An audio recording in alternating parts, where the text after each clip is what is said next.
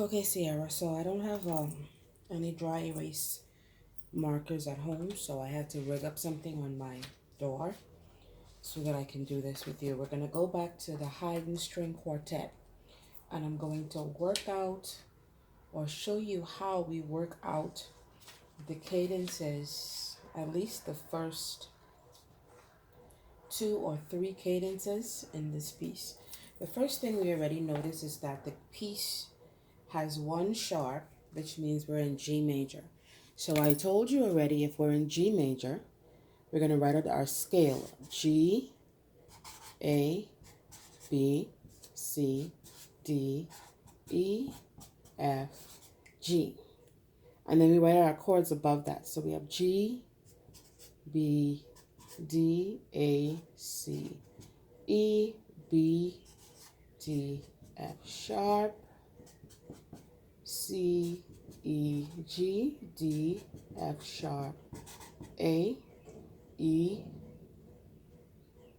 G, B, F sharp, A, C, G, B, D. So that's the first thing we do, right?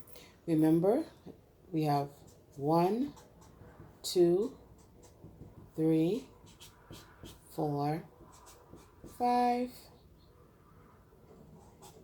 6, 7 diminished, back to your 1. Remember, your uppercase Roman numerals are your major chords, lowercase minor. This one with the circle is a diminished chord.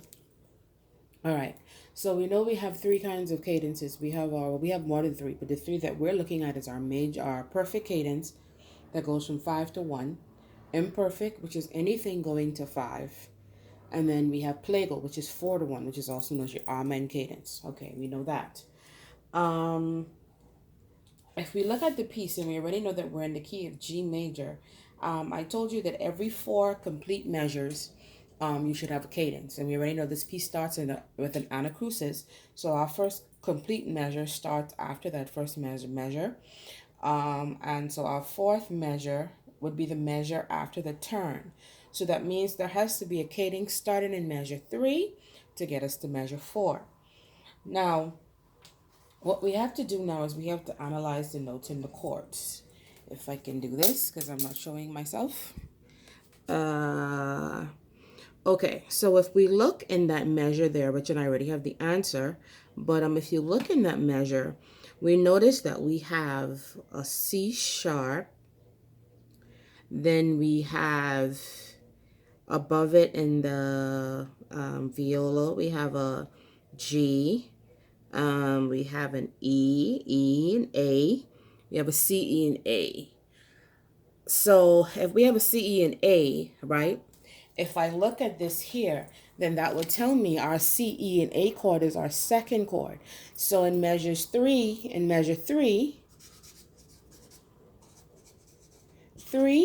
we have a 2 chord. Now, this already tells me that my cadence already starts on a 2. That means my next measure should be a 5, right? So measure 3 is a 2. So measure 4, I'm going to come back with the folder. Measure 4, if we look at measure 4, if you see, in our cello, we have a D. In our viola, we have an F sharp. We have a D. Again, we have another D.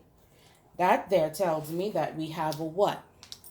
We have D, we have our F sharp. That tells me in measure 4, we have a 5 chord. So that's a 2 to 5, which would be an imperfect cadence. Then I also told you that we needed to write out our D scale, right? Because D is the 5th of G, which is the dominant. And I already told you when it comes to modulations, we can either modulate from the major to the minor to the major, or we can modulate to the dominant of whatever key that we're in. So, of course, in this case, the dominant is D. And at our next cadence spot, which is measure 8, we have a modulation to the key of D. So now we're going to do the same thing where we have D, E, F sharp, G, A, B, C sharp. D, you're going to write out just your chords. D, F sharp, A, E, G, B, F sharp, A, C sharp, G, B, D, A, C sharp, E, B, D, F sharp, C sharp, E, G, and D, F sharp, A. Same concept as here, so this would be the same here, right? So in our next cadence point, is you're doing the same thing, but we're doing it in the key of D. So if you were to go ahead now, and you're going to look at measure 7 and 8. Measure 7 and 8, we have, well, let's just look at measure 7. We have the notes D, G, C, C sharp, right? So that C sharp already lets me know we have a modulation happening here, because why do we have a C sharp in the key of G? So that tells me right there that we have a modulation happening. And then we have an A above, we have an E in the second violin. So that in itself tells me we have a C sharp, we have an E, and we have an A. So that tells me now in the key of D, we have a 5. So our cadence at that point is starting off with a 5. And then if we look in the next measure, we have, if you can see that, we have a D, we have an F sharp, we have a D and a D. So that lets me know there that we are now at 1. So that means between measures 7 and 8, we have a 5 going to 1. Now, this is the most important part of figuring out cadences, because you have to understand the scale that you're in, and you have to understand the chords in the scale and how they move. Then you have to know, like, if you modulate, where you're going to modulate to. So, for instance, the new piece that we're about to do, and I'm only taking you there because I want you to at least have the basics filled out, because it already tells us that we're in the key of D minor. D minor is the relative to D major. So what you're going to do is you're going to, D minor is the relative minor to F major, sorry. So, of course, and if you look at page, if you remember from class, when we were going through this, if you look at, I'm going to tell you right now,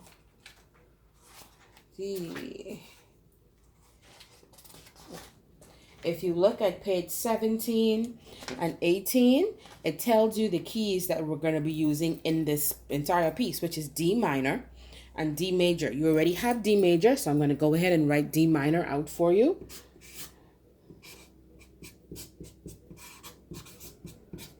Remember, it has one flat. And then, so that means we have D, F, A, E, G, B flat, F, A, C, G, B flat, D, A, C, E, B flat, D, F, C, E, G, D, F, A. So for the next piece, this and this is what we're going to be using mostly. So you can have that written out. But I'm going to go to this piece, and we're going to figure out cadence spot, if possible, because I need to listen to it, but I haven't. 1, 2, 3, 4. In my mind and in my head, the first cadence should be measures 8 and 9. We probably have one above there, but I'm not even fooling with that right now. So if you were to go in measures 8 and 9 of this piece, and you see that we're in the key of D minor, we're just going to go ahead and we're going to look at our bottom notes and look at the notes. So let me see if I can hold this up. Okay, we're here. All right. Now, the cadence should happen between here and here. So that's the last beat of measure 8, first beat of measure 9. If you look at this, we have an A here, And we have an A and C sharp here. G is just the 7th. So that tells me this here is an A chord. Okay? And here we have our D. Here we have our D. So that means if this is an A chord and this is your D chord, that means in the key of D minor, your A chord is the 5 and your D chord is the 1. So that's your 5, 1. So that means at measures 8, last beat of measure 8, first beat of measure 9, we have an imperfect cadence. So basically, like I said, you just have to know your scale. You have to know your chords in the scale. And you have to identify the notes within this. Now, if you remember when we watched the video, it talked about auxiliary notes and passing notes. You are going to have some notes in the measure that's not a part of the scale. That means that they're auxiliary notes and they're passing notes just to get to the next note or to get to the next or to get to the end of the cadence or the cadential phrase.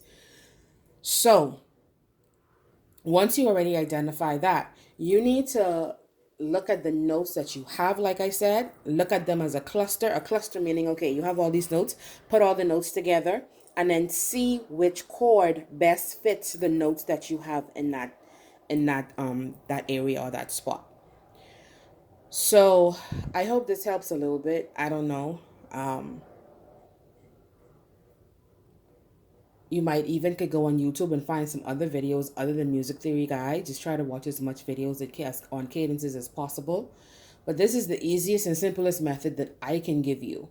But like I said, it's all based on you knowing your chords, your scales. Well, your scales really. Because once you know your scales, then you build your chords on your scales. And then once you know the different cadences and how they are formed, then you should have no problem figuring it out once you know this. So even like I said on your exam, I don't know what's happening with the exams, but I'm still going to have you guys prepared. When you go in the exam, you're going to write these out. Once you realize what scale you're in, it's no problem on your paper to write these things out so that you'll be able to identify and pick them out in the scales. Pick them out in the pieces.